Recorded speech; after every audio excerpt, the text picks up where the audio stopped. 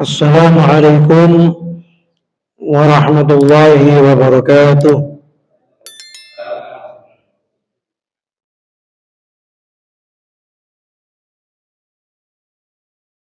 Bismillahirrahmanirrahim. Alhamdulillahirabbil alamin. Wa bihi nasta'in ala umuri dunya waddin. Wassalatu wassalamu ala asyrafil anbiya wal mursalin sayyidina Muhammad wa ala alihi wa sahbihi ajmain. Rabbi shrah li sadri wa yassir li amri wahlul 'uqdatam min lisani yafqahu qawli. La tadarni fardan wa anta khairul warithin. Hadratal mukarramin, segenap para bapak, para ibu, para hadirin, jamaah semuanya Masjid Nurul Islam yang dirahmati oleh Allah. Syukur walhamdulillah di malam ini kita bisa bertemu kembali dalam rangka kajian kitab Durratun Nasihin. Mudah-mudahan mendapatkan ilmu yang bermanfaat, ilmu yang sebagai penunjang kesempurnaan amal ibadah kita agar makbulan diterima oleh Allah Subhanahu wa taala. Mudah-mudahan langkah kita menuju majelis ini diganti oleh Allah, dimudahkan segala urusan kita baik dunia maupun urusan akhirat, diampuninya dosa-dosa kita. Terlebih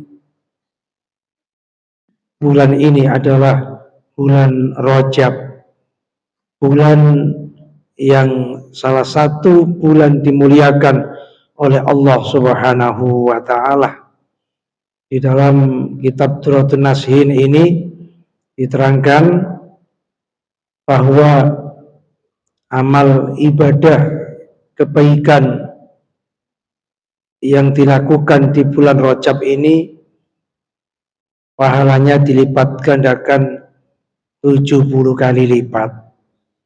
Sehingga kalau pengajian di hari ini tentu pahalanya 70 kali lipat dibanding bulan-bulan yang kemarin. Mudah-mudahan selalu mendapat limpahan ridho, rahmat dan maunah dari Allah Subhanahu wa taala. Untuk selanjutnya mari kita buka yaitu kitabnya halaman 305 juz 3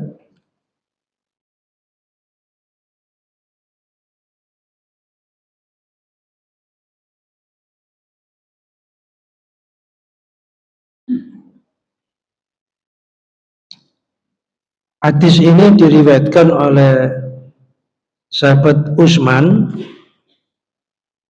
bahwa sahabat Utsman itu terlupa menunaikan zakat fitrahnya sebelum sholat, maksudnya sholat Idul Fitri. Maka beliau mengeluarkan zakat fitrahnya mengganti sebagai kafarat, tebusan yang biasanya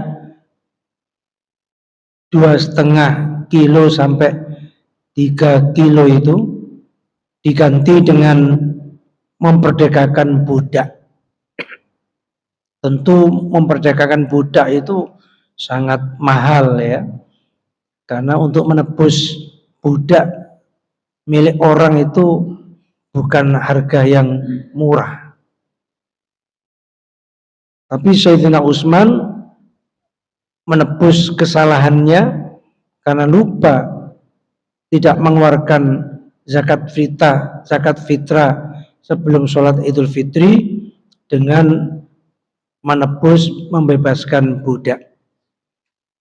Lalu kemudian datang kepada Rasulullah Muhammad SAW dan beliau curhat menyampaikan, ya Rasul, kami lupa mengeluarkan zakat fitrah sebelum sholat, tapi sudah saya ganti, saya tebus, yaitu dengan memerdekakan seorang budak.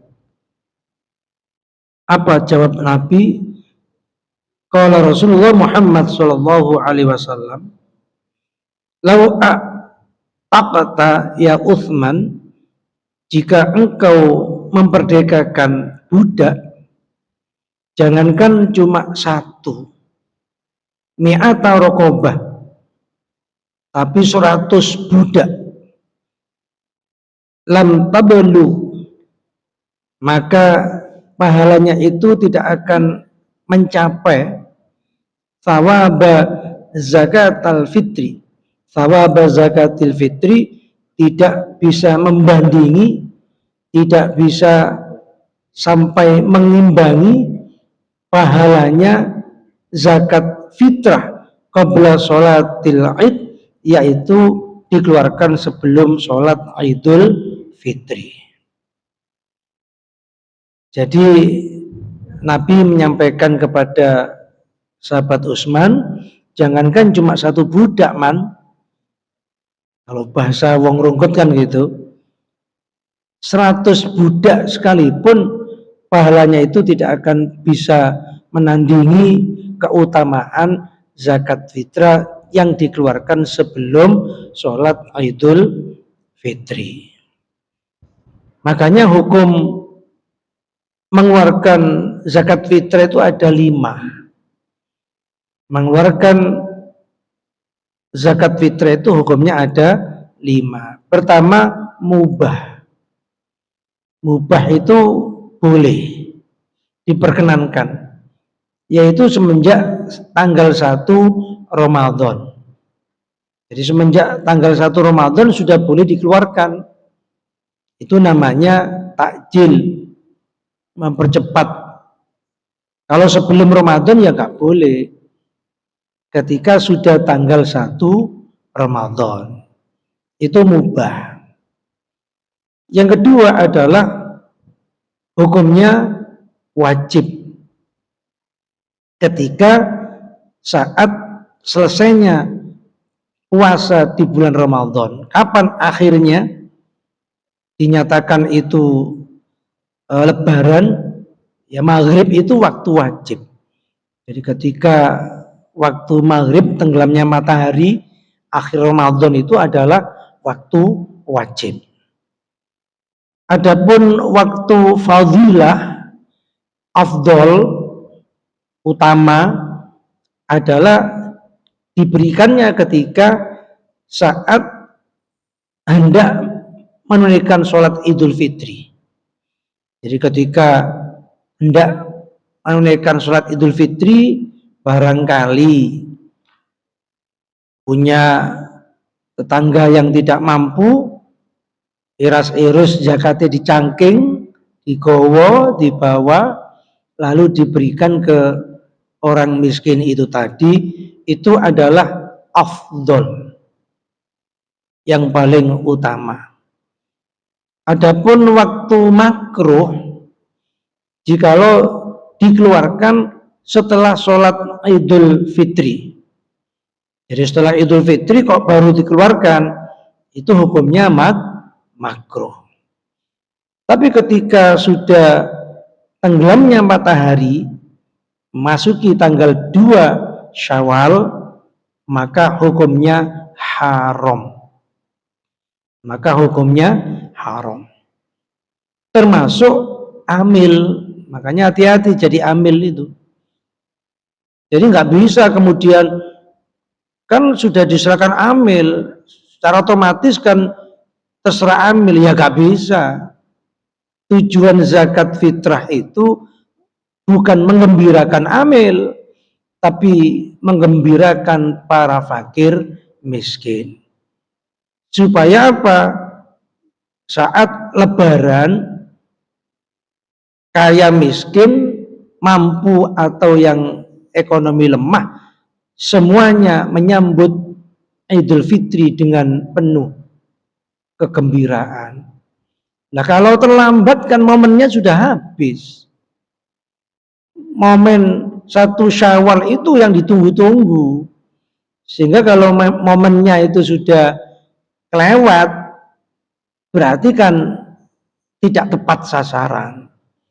Makanya amil bertanggung jawab. Gak boleh, makanya tidak boleh terlambat kecuali udzur syar'i. Misalnya fakir miskinnya nggak ada, harus cari dulu tempat-tempat yang jauh misalnya, atau karena bencana dan lain sebagainya. Tapi kalau tidak ada udzur syar'i, kewajiban amil itu harus segera dibagikan. Makanya hukumnya tadi itu 5. Ada mubah, ada afdol, ada wajib, makruh, dan haram. Mulai semenjak tanggal 1 biasanya di sekolah-sekolah itu kan diminta.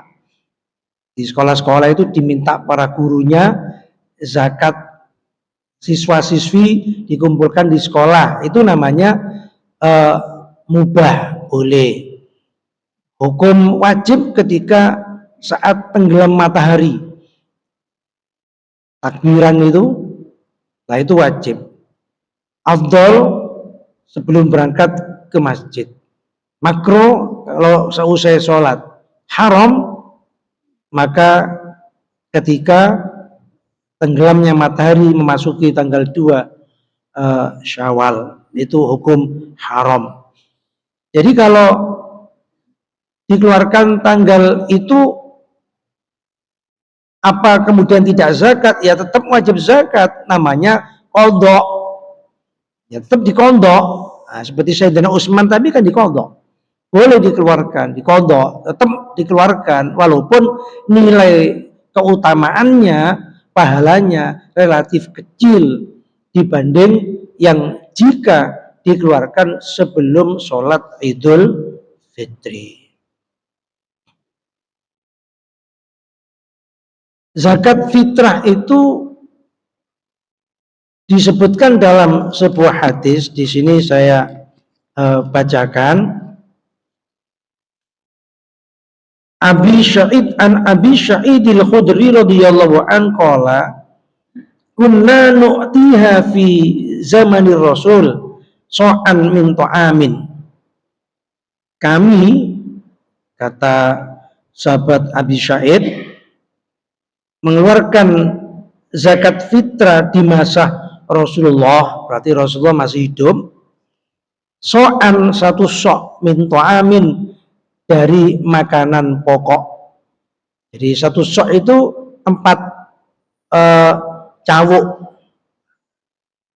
Kalau tangan disatukan gitu, terus nyawuk gitu. 4 kali cawukan. Itu namanya 1 sok. Tentu tangan yang standar, ya, gak tangani raksasa, ya. Tangani raksasa atau tangannya bocil, ya sedikit, ya standar lah, ya. Karena dulu nggak ada timbangan, karena dulu tidak ada timbangan. Lalu kemudian menjadi 2,5 sampai 3 kilo itu dari mana? Itu kias, diperkirakan. Jadi kurang lebih 1 sok atau 4 cawuk itu ya kurang lebih antara 2,5 sampai 3 kilo. Jadi dulu nggak ada kalimat kilo, nggak ada. Itu bahasa bid'ah itu kan. Kalau bahasa bid'ah kan bid'ah itu. Ya, tapi kan dulu memang nggak ada timbangan. Nah, sekarang timbangan itu mempermudah. Ya, timbangan itu lebih mempermudah. Ya, sama dengan batu untuk cewek diganti tisu, boleh, tujuannya, fungsinya sama. Lalu kemudian kayu siwak diganti dengan sikat gigi dan odol, boleh, berpahala, pahala sama, tujuannya mensucikan dan membersihkan dan menyehatkan mulut dan gigi. Jadi Islam itu tidak kolot ya. Kalau sudah itu saklek, ya tidak seperti itu Islam. Ya sama dengan dulu zakat itu nggak pakai timbangan, karena memang zaman dulu nggak ada timbangan, yang adanya ya pakai tangan. Lalu di zaman orang kuno dulu pakai omplung, batok ya. Lalu kemudian berkembang timbangan. Diriwayatkan di hadis ini min ta'amin min tamrin. Pertama tamar. Tamar itu kurma kering. Nah, kurma kering. Kalau kurma basah itu bukan tamar, tapi apa? Yang biasa di Madinah itu bukan tamar. Kalau tamar itu kurma yang sudah kering. So'an min syair, kemudian gandum. Nah, gandum. So'an min zabib, atau juga satu sok dari kismis, anggur yang dikeringkan. Nah, muttafaqun alaih, hadis ini disepakati Bukhari Muslim, hadis sahih.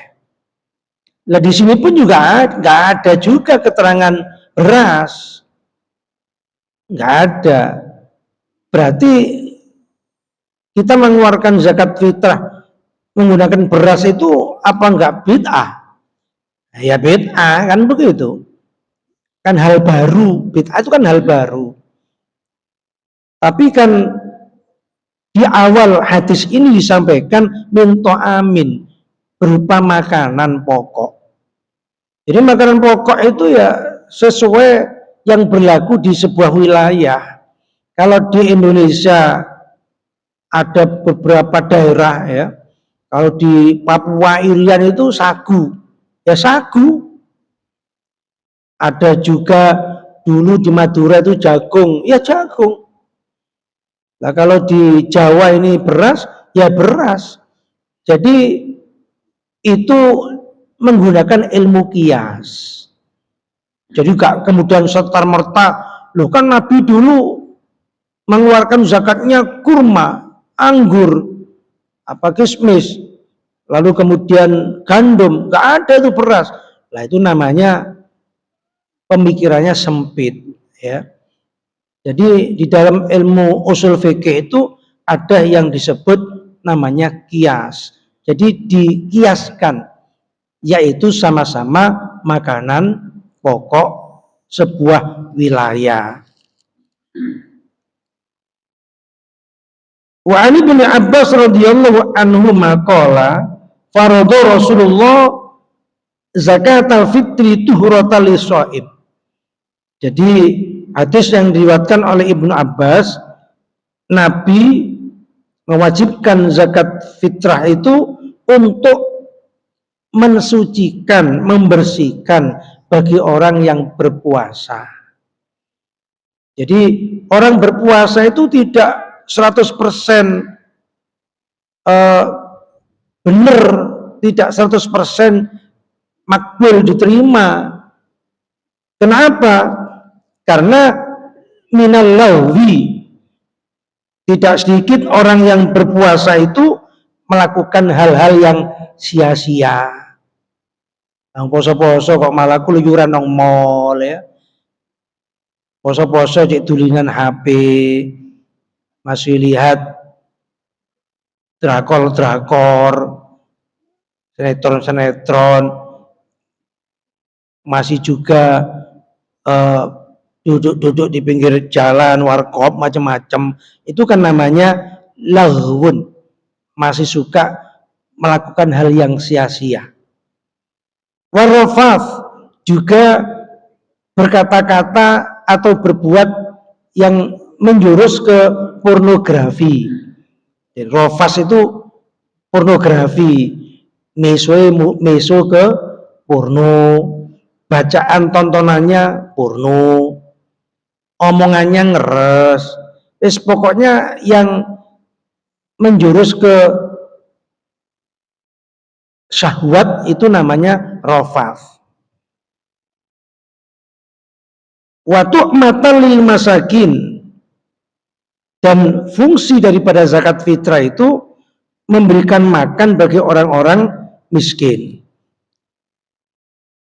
Jadi kalau diibaratkan sholat qobliyah ba'diyah, jadi sholat 5 waktu kita kan belum tentu sempurna, khusyuknya, tumaknina, antengnya, fasih bacaannya, benar tidaknya bacaannya, sehingga untuk menyempurnakan kekurangan sholat 5 waktu kita itu adalah sholat sunnah rawatib qobliyah ba'diyah. Puasa juga begitu.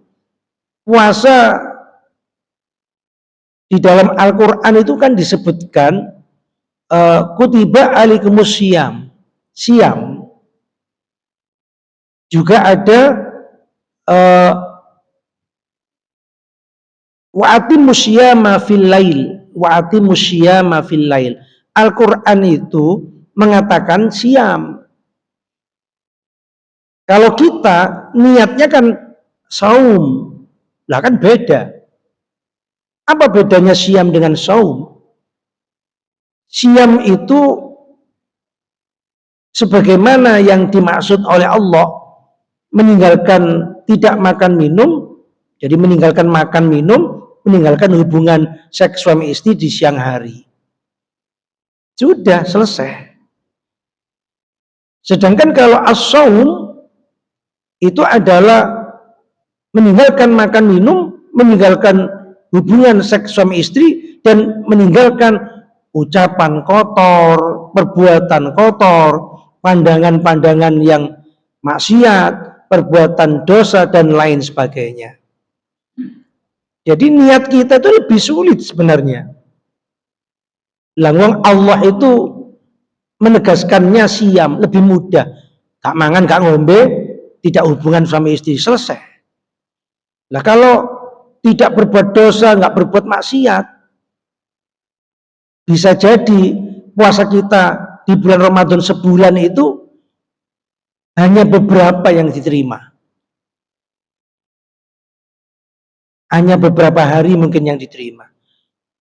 Nah kalau memang tujuannya tidak berbuat dosa, dan itu menjadi sebuah kewajiban, syarat, lalu kita loh sering ngerasani, masih sering lihat gambar-gambar yang tidak baik, masih juga melihat wanita bukan mahramnya dalam keadaan syahwat, dan yang sering itu sergap ngerasani. Nah kalau itu dijadikan patokan kita puasa, puasa kita diterima hanya beberapa hari. Makanya ijma ulama, walaupun niatnya saum bukan siam, tapi meninggalkan dosa itu bukan menjadi sebuah syarat sahnya puasa. Jadi walaupun orang itu berbuat dosa, puasanya tetap sah. Puasanya tetap sah. Walaupun pahalanya yang disudo, dikurangi, atau barangkali hapus, kan begitu. Tapi sah, puasanya tetap statusnya sah, pahalanya yang berkurang. Jadi para bapak, para ibu, jadi hakikat zakat fitrah itu momentumnya adalah bagaimana bersama-sama antara yang mampu dan tidak mampu, yang kaya dan miskin, semuanya merayakan hari raya itu dengan kegembiraan. Ojo ono sing susah, ojo ono di antara kita kaum muslimin itu gundah gulana karena urusan dunia. Nah makanya momentumnya itu segera dikeluarkan merata kepada mereka yang berhak untuk menerimanya. Lanjut. Jadi di situ dikatakan kalau sholat itu ada ruku, ada 2 sujud,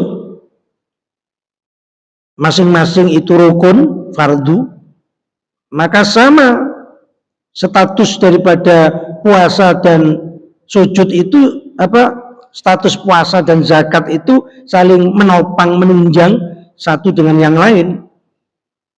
Jadi kalau sholat rukuk itu menjadi saksi, kemudian sujudnya adalah ketaatan kepada Allah, maka demikian pula dalam hal kita berpuasa itu, puasa tanpa mengeluarkan zakat, puasanya akan dipending pahalanya oleh Allah. Dan itu ada hadisnya sahih bahwa pahala puasa itu mu'allakun bainas sama' wal ard. Pahala puasa kita itu digantung, bahasa digantung ya, dipending ya, di antara langit dan bumi, tidak diterimakan kepada yang berpuasa di bulan Ramadan itu sebelum zakat fitrahnya diserahkan, diberikan kepada yang berhak. Lah Ustadz, kalau sudah diserahkan ke amil, lah terus kalau amilnya nggak amanah gimana? Ya selesai sudah. Kalau kita sudah memberikan ke amil, itu sudah selesai. Lalu kemudian andai kata amil itu terlambat atau tidak dikeluarkan dan sebagainya, dosa sepenuhnya tanggung jawab amil. Amil yang bertanggung jawab dosa-dosanya dan sebagainya. Makanya jadi amil itu berat. Makanya juga tergolong orang yang berhak menerima zakat. Jadi amil itu berhak menerima zakat. Apa amil itu tidak wajib mengeluarkan zakat? Loh ya wajib. Tapi karena tugasnya dia juga wajib, dia berhak untuk menerima zakat daripada fitrah itu. Berapa sih bagian amil itu? Di dalam surat At-Taubah ayat 60 kan ada 8 kelompok. Innamas shadaqatu lil fuqara wal masakin, dan begitu seterusnya, itu ada 8 kelompok. Lah berarti ya 1/8. Jadi bagian amil itu 1/8. Lah kalau budak kan nggak ada. Nah kalau budak nggak ada ya berarti 1/7. Lah gharim kan juga nggak ada. Ya berarti kan 1/6. Begitu seterusnya. Jadi bagian amil itu tergantung berapa bagian yang dibagikan daripada zakat fitrah kepada kelompok-kelompok tertentu itu. Jadi tidak harus kemudian diberi 2 kiloan atau 3 kiloan, tidak. Jadi misalnya kalau anggaplah 1/8 ya. Nah kalau 1/8 berarti kan 12,5% ya, 12,5%. Kalau misalnya mendapat zakat 100 ya, mendapat 100 juta lah misalnya, kalau mal ya berarti bagian amil itu ya kurang lebih 12,5 juta, dan itu dibagi kepada semua amil yang menjabat di sebuah masjid itu. Tapi harus dicatat ya, harus diperhatikan, amil dengan panitia itu beda. Harus hati-hati. Apa bedanya? Kalau panitia itu dibentuk-bentuk sendiri. Tapi kalau amil itu dibentuk atas rekomendasi daripada pemimpin, dari pemerintah, apakah itu KUA, apakah itu lurah ya. Jadi ada rekomendasi. Ya kalau keagamaan kan KUA atau minimal lurah ya. Itu kalau yang resmi ya jelas Basnas ya. Atau di NU itu Lazisnu, di Muhammadiyah Lazismu. Nah, itu sudah ada izin oleh pemerintah, diizinkan, termasuk rekom KUA. Nah, kalau dibentuk-bentuk sendiri gak ada rekomnya. Bedanya apa? Bedanya kalau kita mengeluarkan zakat diserahkan ke amil, yang mengeluarkan zakat ini sudah selesai urusannya. Selesai. Yang tanggung jawab adalah amil. Tapi kalau diberikan ke panitia zakat, urusan yang mengeluarkan zakat ini belum selesai. Misalnya ada keteledoran panitia, ini ikut bertanggung jawab yang muzaki mengeluarkan zakat itu. Jadi sama halnya belum zakat itu. Jadi misalnya ada keterlambatan, itu ikut berdosa yang muzaki yang mengeluarkan zakat. Tapi kalau diserahkan ke amil, sudah selesai di tangan amil. Lalu bagaimana selanjutnya, itu tanggung jawab amil. Jadi muzaki yang mengeluarkan zakat nggak ikut bertanggung jawab lagi, sudah selesai. Yang kedua, amil itu diberikan hak untuk mengambil bagian mendapat zakat, zakat fitrah maupun mal. Tapi kalau panitia zakat nggak boleh. Jadi panitia zakat itu nggak mendapat bagian. Mengapa? Ya karena bukan amil. Lah oleh karena itu hati-hati.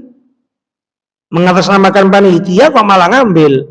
Makanya kalau ingin menjadi amil, ya kan sekarang ini mudah kan, misalnya minta rekomendasi Basnas sekarang itu, atau minta rekom ke KUA, mudah sebenarnya kalau mau ngurus gitu. Jadi setelah dibentuk kepanitiaan, lalu dimintakan rekom ke KUA, ke Basnas, atau ke NU atau kemana terserah ya, pokoknya ada struktur kepengurusan lalu direkom, baru statusnya nanti benar ya. Sehingga kalau masih statusnya panitia, panitia tidak berhak untuk mengambil bagian daripada zakat fitrah. Kalau penyembelihan kurban gak ada masalah, karena itu sodako sunnah. Kalau kurban kan sunnah. Tapi kalau zakat fitrah ini nggak main-main, itu hal yang wajib, harus dilalui secara benar, ya.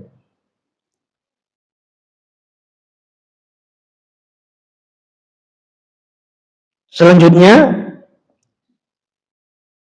lah bagaimana status biasanya sering pembantu. Nah, pembantu itu siapa yang tanggung jawab? Ya tuan rumah. Kecuali pembantu itu pulang, nggak ikut makan, nggak ikut dinafkahi oleh tuan rumah, itu zakat tanggung jawabnya sendiri. Kalau pembantu itu makan ikut numpang ke tuan rumahnya, pembantu itu menjadi tanggung jawab tuan rumah untuk dikeluarkan zakatnya. Karena termasuk orang yang dinafkahi hidupnya dalam keseharian. Kalau bayi, lah lihat-lihat bayinya, kalau lahir masih nututi Ramadan, maka wajib dizakati. Kalau lahirnya itu pas misalnya hari ini takbiran, malam ini setelah maghrib atau isya itu terlahir, maka tidak wajib dizakati karena nggak nututi Ramadan. Sama dengan istri yang dinikahi, sama statusnya. Kalau istri itu dinikahi nututi Ramadan, maka wajib dizakati oleh suaminya. Tapi kalau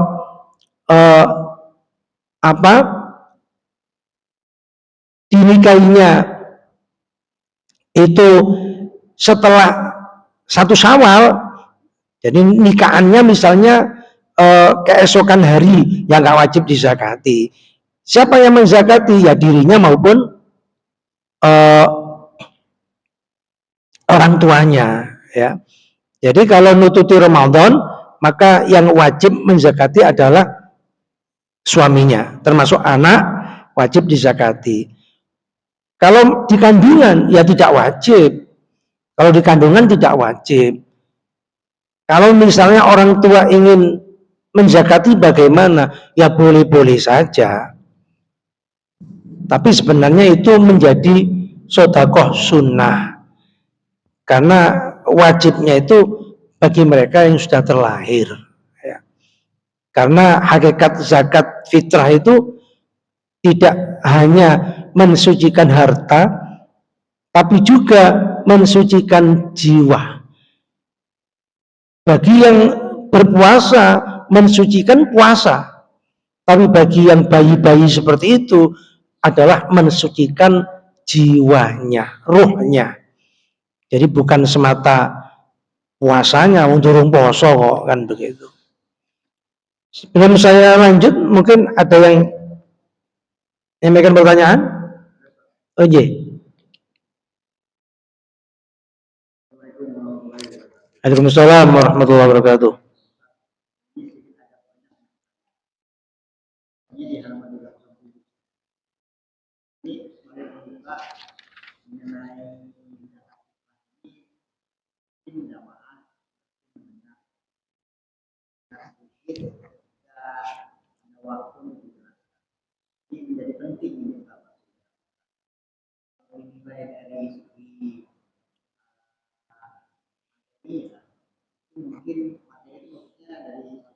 Jumlahnya kecil.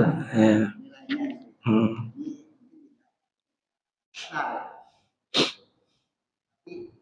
Konsekuensinya sangat besar.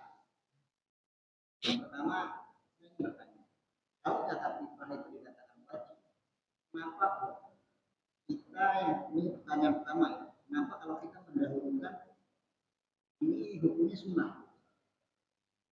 Sama. Iya. Disunahkan mengeluarkan zakat fitrah sebelum hari raya. Dan tidak gugur kewajibannya dengan mengakhirkannya.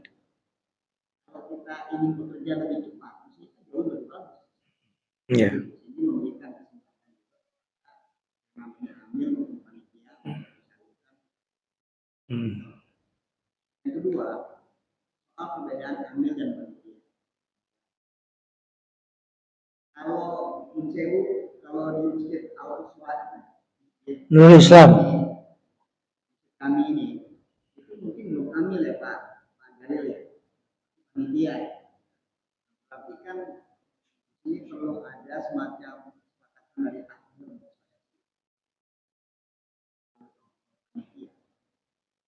Itu Zaki juga harus diberikan kepercayaan, karena salurkan tidak hanya disalurkan. Kalau panitia, iya. Itu jadi harus ini yang kedua hanya saran.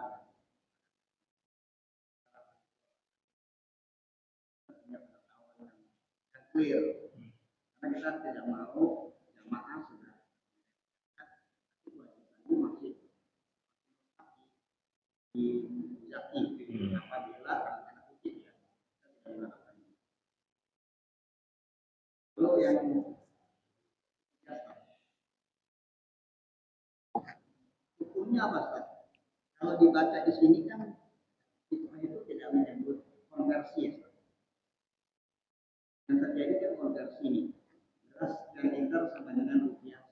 Iya. Sehingga kalau dari sejarah kitabnya mungkin saya baru nih. Pada hati lagi bahwa di masjid itu tidak boleh bertransaksi. Kenapa kok di konversi itu dimaklumi gitu? Iya. Jadi beras sekian dibayar dengan rupiah sekian. Karena sebelum itu terjadi itu sudah ada transaksi. Lagi harus sampai masuk masjid. Tiga. Yeah. Jadi yang pertama, untuk zakat fitrah itu hukumnya wajib. Wajib. Adapun untuk mengeluarkannya, nah itu statusnya boleh dimulai 1 Ramadan, boleh saat tenggelamnya matahari, boleh ketika sebelum sholat dikerjakan, boleh pula ketika setelah sholat. Sehingga statusnya berbeda. Boleh itu ketika mulai tanggal 1, wajib saat tenggelamnya matahari 1 Syawal, kemudian afdol ketika hendak berangkat Idul Fitri, kemudian makruh kalau setelah sholat Idul Fitri, haram ketika tenggelamnya matahari. Itu hukum setat mengeluarkan, bukan hukum kewajibannya. Kalau hukum wajibnya satu, wajib dikeluarkan bagi setiap orang Islam. Jadi itu wajib. Bahkan termasuk kepada bayi kan begitu. Atau orang yang menjadi tanggung jawab kita dalam kehidupan di rumah itu, termasuk mungkin ada pembantu di sana di dalamnya, mungkin kita ngemong anak yatim, mungkin kita ngemong ponaan. Walhasil dalam satu rumah itu siapa yang kita nafkahi semuanya, maka kitalah yang wajib bertanggung jawab. Mungkin kata jenengan tadi, kalau dinilai materinya itu kecil, iya kalau satu orang. Lah kalau satu keluarga kan di bank kan besar juga kan gitu. Kalau misalnya satu keluarga suami istri anaknya telu kan sudah 5, 3 kali 5 15 kilo sudah lumayan kan, kali 15. Makanya zakat itu hendaknya zakat fitrah yang dikeluarkan adalah zakat makanan yang terbaik. Misalnya kalau yang kita makan berasnya pinupin apa pinipin yang mahal itu, yang 98 itu, ya itu yang dizakatkan. Lah masa biasa makan beras punel, beras bulog yang dizakatkan, lah itu nggak fadilah, nggak afdol. Jadi yang buruk dikeluarkan, yang baik dimakan. Sedangkan Al-Qur'annya mengatakan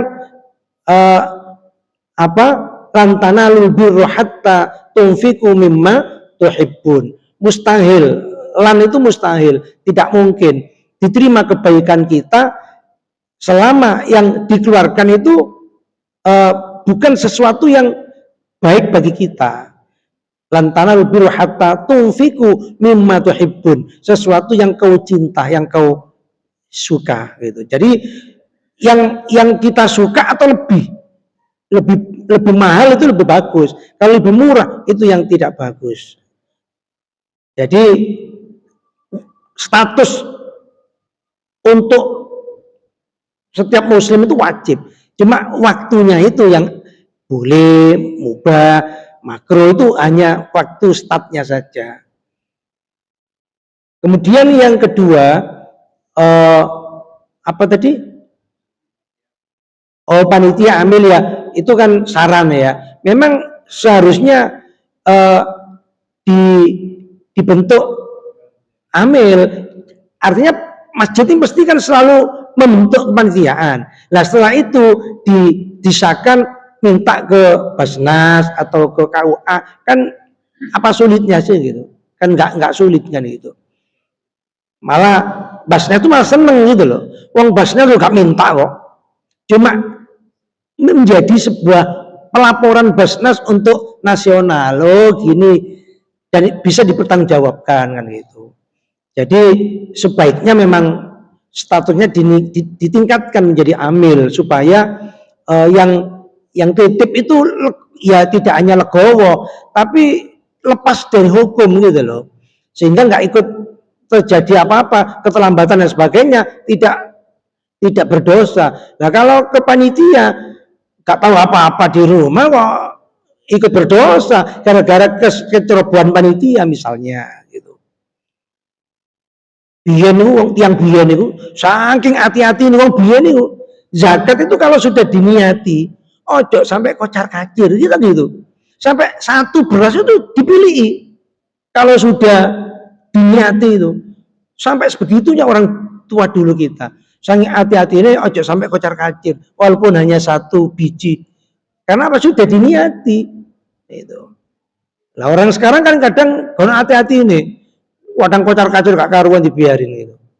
Nah, kemudian yang ketiga konversi ya.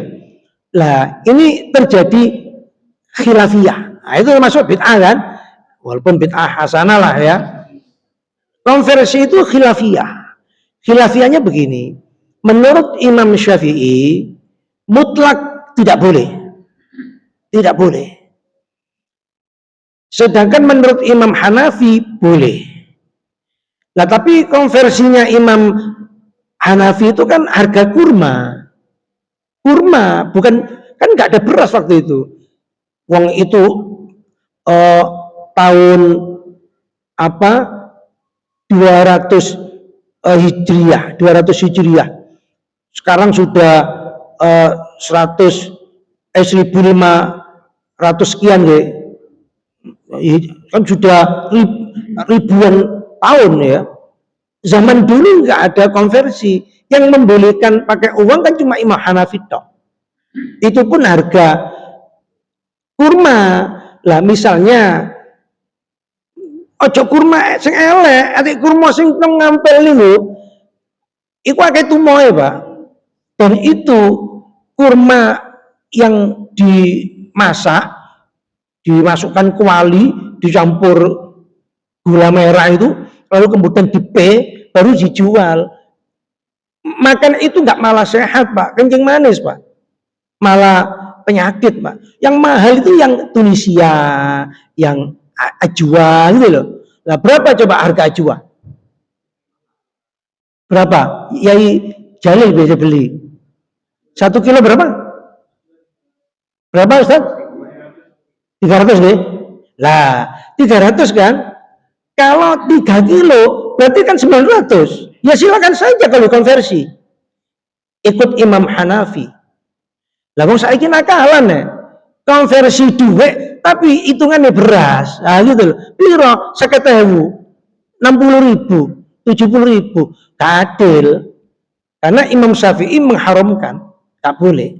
Harus beras karena makanan pokok yang membolehkan kan Imam Hanafi. Dan Imam Hanafi itu konversinya adalah kurma, bukan beras. Nah, sehingga kalau kurma, harga kurma berapa? Ya kurang lebih tadi kalau yang bagus ya 300 kali 3 berarti berapa? Nah, makanya kalau bisa ya ikut Imam Syafi'i aja. Bagaimanapun kita siap beras, itu aja. Siap beras sehingga supaya apa? Tidak masuk ke perselisihan ini. Sehingga kalau misalnya uang, ya kalau pas diterima itu gak terima apa rugi kita di akhirat kan gitu. Karena di hadisnya nggak ada, itu kebab baru kan itu. Mana hadisnya zakat fitrah pakai uang, nggak ada. Itu ijtihad. Ijtihadnya Imam Hanafi. Itu pun juga konversinya kurma, bukan beras. Lah, orang sekarang pakai ilmu helah, ilmu siasat, melok Imam Hanafi, tapi harganya harga Imam Syafi'i. Nah, makanya kalau ingin hati-hati, ya seperti amil tadi, bentuk amil. Kalau zakat, kalau bisa beras saja. Kalau bisa dianjurkan beras gitu. Apa sulitnya sih beri beras sebelumnya kan itu. Biar apa? Sebab orang itu kalau punya beras, Pak, punya beras di rumah, ayam, Pak, ayam.